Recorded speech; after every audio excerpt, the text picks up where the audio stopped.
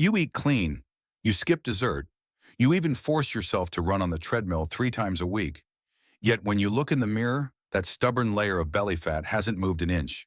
In fact, it might even be getting worse. If you are over 40, I need you to stop counting calories for a second and listen. That belly fat isn't there because you are lazy. It's there because your body is trying to protect you. Welcome back to Reset and Thrive After 40. Today we are exposing the single biggest reason why weight loss becomes a nightmare in midlife: the cortisol belly. Most people think the solution to a growing waistline is to eat less and run more. But after 40, that is often the exact opposite of what you should do. Today I'm going to show you the biological mechanism that is forcing your body to store fat right around your midsection, and the 3 specific steps to switch that mechanism off without starving yourself. Let's get into the science. Why does fat specifically accumulate around the belly after 40? Why not the arms or legs? It comes down to one hormone: cortisol. This is your primary stress hormone. When you were 20, a spike in cortisol, maybe from an exam or a breakup, would come and go.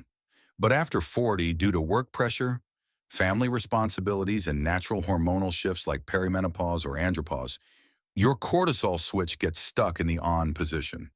Here is the scary part. Visceral fat cells, the deep fat around your organs, have 4 times more cortisol receptors than regular fat cells.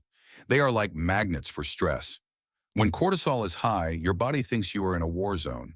It thinks a famine is coming, so it grabs every bit of energy it can find and locks it away in your belly as an emergency fund.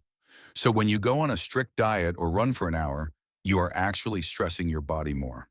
You are telling your brain the war is getting worse, and your body responds by holding on to that belly fat for dear life.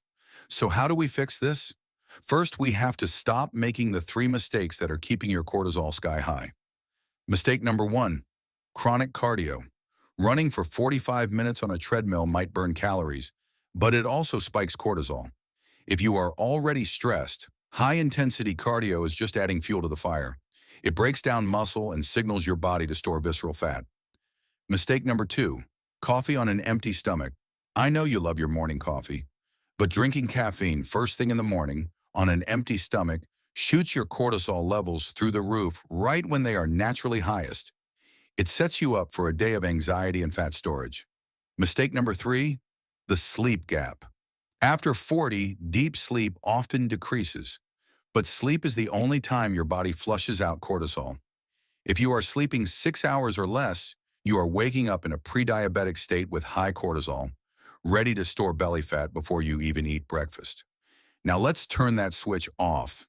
Here is your 3-step protocol to lower cortisol and finally release that belly fat. Step 1, swap running for walking. This is controversial but effective. Walking is nature's cortisol blocker. Unlike running, which raises stress hormones, a slow, steady walk lowers them. Aim for 30 to 45 minutes a day. Not power walking, just walking. It tells your primal brain, we are safe. We are not being chased. You can burn the fat. Step 2, use adaptogens. There are specific herbs designed to lower cortisol. The most researched one is ashwagandha. Studies show it can lower serum cortisol levels by up to 30%.